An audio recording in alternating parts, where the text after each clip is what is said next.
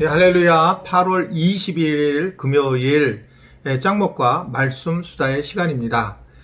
오늘도 주님 은혜 가운데에 평강응, 자유, 행복을 누리는 그런 귀한 하루가 되기를 바랍니다.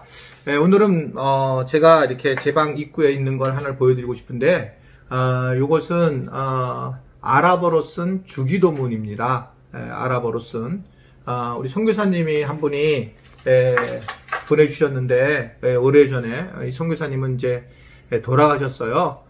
참 안타까운 우리 동기 목사님이신데 그런데 이걸 볼 때마다 참 애쓰고 이러한 아랍어로 무슬림들에게 복음을 전한 모습을 생각을 해보면서 다시 신앙의 모습을 생각을 해보게 됩니다. 오늘 우리에게 주시는 하나님의 말씀은 사무엘하 22장 1절부터 7절의 말씀인데요. 오늘 말씀은 아마 전도사님이 좀 천천히 말씀을 읽도록 하겠으면 좋겠어요. 왜냐하면 이것은 짧기도 하고 쉬기도 하고 이 말씀 자체가 하나님을 향한 마음이 숨어져 있기 때문에 말씀을 좀 천천히 묵상하면서 읽었으면 좋겠고 암송한 듯 이 말씀을 다 같이 보도록 하겠습니다. 자, 시작. 여호와께서 다윗을 모든 원수의 손과 사울의 손에서 구원하신 그날에 다윗이 이 노래의 말씀으로 여호와께 아뢰어 이르되 여호와는 나의 반석이시오 나의 요새시오 나를 위하여 나를 건지시는 자시오 내가 피할 나의 반석의 하나님이시오 나의 방패시오 나의 구원의 뿌리시오 나의 높은 망대시오 그에게 피할 나의 피난처시오 나의 구원자시라 나를 폭력에서 구원하셨도다 내가 찬송받으실 여호와께 아뢰리니 내 원수들에게서 구원을 받으리로다.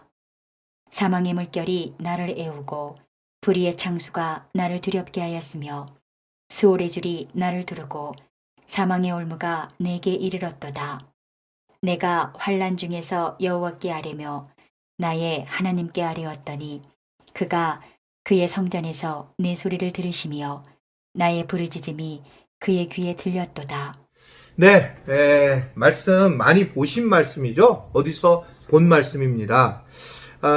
이것을 일반적으로 이 말씀은 다윗이 통치 초기에 쓴 말씀이 아닌가라고 추측을 많이 하고 있어요. 신학자들이.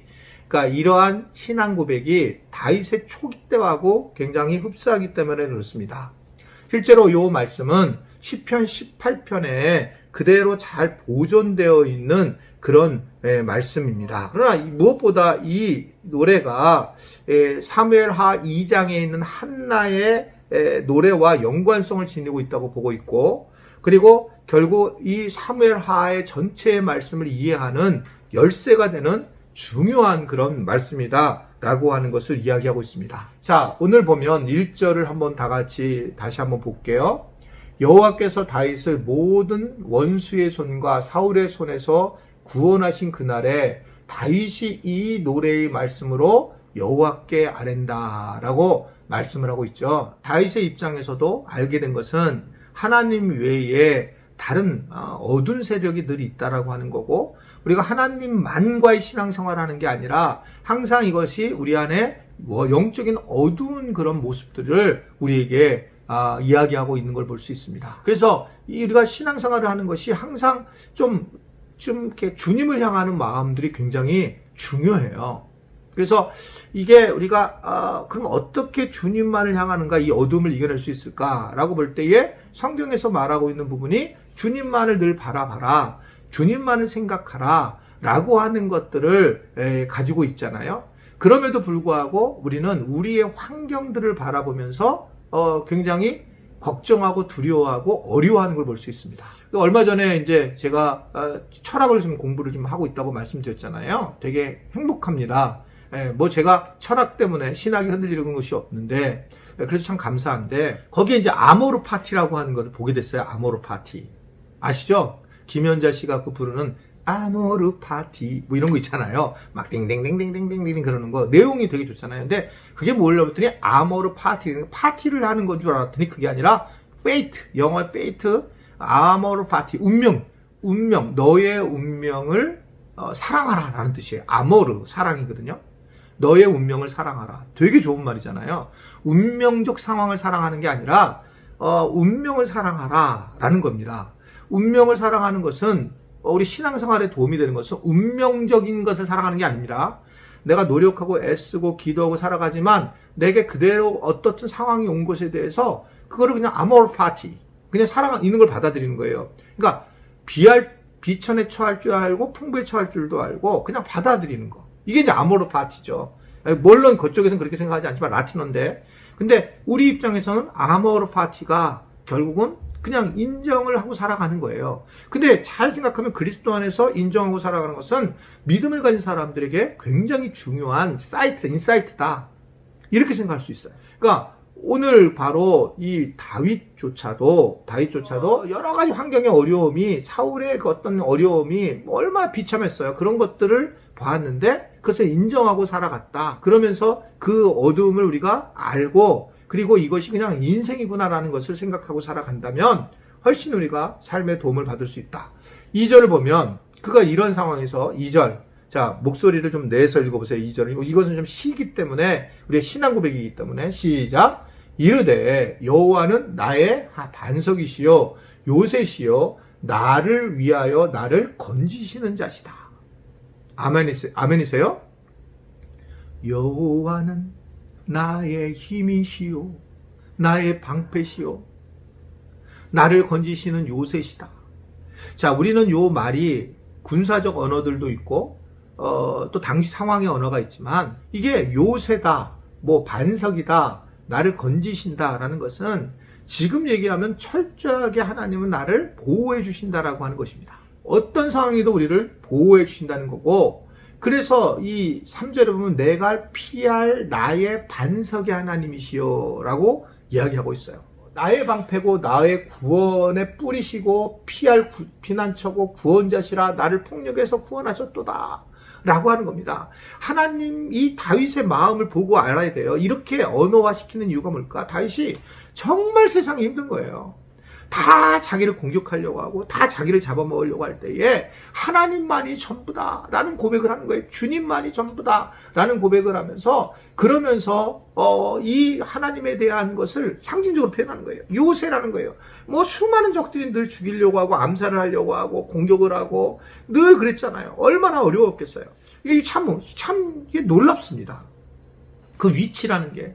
제가 이제 담임 목사니까 담임 목사의 위치에서만 말씀을 좀 어쩔 수 없잖아요. 제가 드릴 수밖에 없는데, 제가 한번 이제 목회자들 회의 때 그런 얘기를 했던 적이 있어요. 내가 제일 힘들었던 것은 개척을 하고 나서, 저도 부목회자 때는 교인들과 함께 늘 했다는 느낌이 있었다.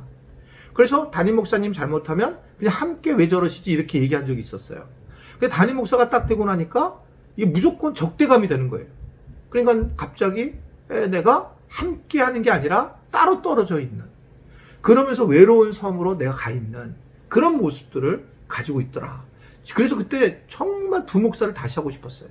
그냥 혼자 그냥 담임 목사라는 자리 자체가 굉장히 힘든 자리구나라는 것을 알게 됐고, 지금도 사실은 마찬가지예요. 이거는 뭐 저는 이게 제가, 우리 이제 목사님이 그러는 거예요. 목사님은 이렇게 방에 들어가면 거의 나오지 않은 그런 모습을 보이는데, 저도 되게 제가 안에 들어와서 나가는 것 자체가 정말 목회자들이 좋을까? 그렇게 생각하지 않는 거예요. 그러니까 그래서 내가 가능한 노타치를 하는 거고, 그러면서 더 외로워질 수 있는 거고, 그게 어떻든 간에 어떤 리더십에 대한 것에 대한 외로움이 있는데, 다윗은 그러한 저와 비슷한 난 다윗의 마음이 있어요. 그러니까 오직 하나님만이 나의 전부시고 나의 힘이시고 나의 방패시고 나의 구원의 망대시다. 이 말이 너무너무 와닿아요. 너무너무 외로우니까. 이게 개인적 존재적 외로움도 있지만 왕으로서의 공동체를 끄는 이 왕으로서 얼마나 힘든가. 그가 다윗이 마음에 하나님의 합한 사람이었지만 그런 모습으로 보이고 있고, 나중에 보면 그걸 어떻게 얘기를 하고 있냐면 5절 6절의 말씀을 보면 사망의 물결, 불의의 창수, 수월의 줄, 사망의 올무, 그 지옥 같은 상황에 이른다 말입니다. 마치 죽음의 올가미가 자기를 이렇게 올가매는 듯한, 정말 어려운 거죠. 이게 목회를 하면서 빨리 주님 곁에 가고 싶은 마음이 많이 들어요. 사실입니다. 이게 너무 어려우니까 내려놓고 싶은 거예요. 내려놓고 싶은 거예요. 많은 분들은 뭐 이렇게 안 그럴 것처럼 느끼고 있을지 모르겠지만 이게 사실입니다. 그러니까 근데 이걸 제가 좀 뭐 염세적으로 얘기하는 게 아니라 그만큼 여러 영적인 어둠들이 오는 그런 상황이 있고, 이것이 저만 그런 게 아니라 하나님을 믿는 사람들은 나타난 현상이라고 저는 생각해요. 세상에 나가서 이 하나님을 믿는 사람들이 드러나는 거, 이러한 만약에 올가매는 것이 없다면 그는 내가 볼 때 세상과 타협하고 살아가는 거예요. 그런데 이러한 마음 부담을 갖고 살아가는 사람들이 생활선교사인 거죠. 내가 이 일을 해나갈 때에 참고 넘어가는 것들이 생활선교사의 모습이고 삶을 다르게 살아가는 모습이다. 이런 과정에 하나님만이 나의 전부라고 하는 방향을 틀어서 세상에 나가서 힘들지만 이쪽으로 돌아가지고 하나님만이 나의 전부입니다 라고 고백하는 거, 이게 믿음을 가진 사람의 모습이라고 하는 것을 오늘 우리에게 전해주고 있습니다. 그러면서 그는 7절에 결론적으로 이렇게 얘기합니다. 내가 환난 중에 여호와께 아뢰면서 나의 하나님께 아뢰었더니 그가 그의 성전에서 내 소리를 들으시며 나의 부르짖음을 귀에 들으셨도다. 할렐루야.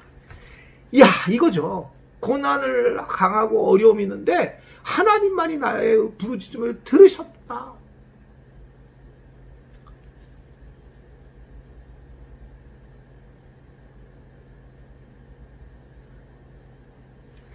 아마 다윗이 굉장히 마음이 힘들었던 것 같아요. 하나님만이 나의 마음을 드셨다. 이것은 뭐 리더나 아니라 누구나 다 마찬가지예요. 하나님만이 나의 부르짖음을 들으신다. 세상에서 어떤 것도 우리를 위로할 존재가 없습니다. 사람에게서 위로받을 수 있는 게 아니에요. 하나님만이 나의 기도를 들으신다. 오늘 그런 은혜를, 하나님을 깊이 만난 은혜를 경험할 수 있게 되기를 간절히 바랍니다. 기도하겠습니다. 하나님, 감사합니다. 하나님만을 의지하게 하시고 하나님이 내 곁에 계시고 하나님께 기도할 수 있도록 은혜를 주셨는데, 그것만으로도 충분한데 하나님이 내 기도를 들어주시고 나를 붙잡아 주신다고 하시니 이 얼마나 감사한 일인지, 죄인 중에 죄인인 저를 이렇게 붙들어 주신 것 감사하고, 하나님 정말 하나님만이면 충분한 삶을 더 살아갈 수 있게 하여 주시고, 그러한 믿음을 갖는 저와 우리 모든 지체들이 되도록 은혜 베풀어 주옵소서. 예수님의 이름으로 기도드립니다.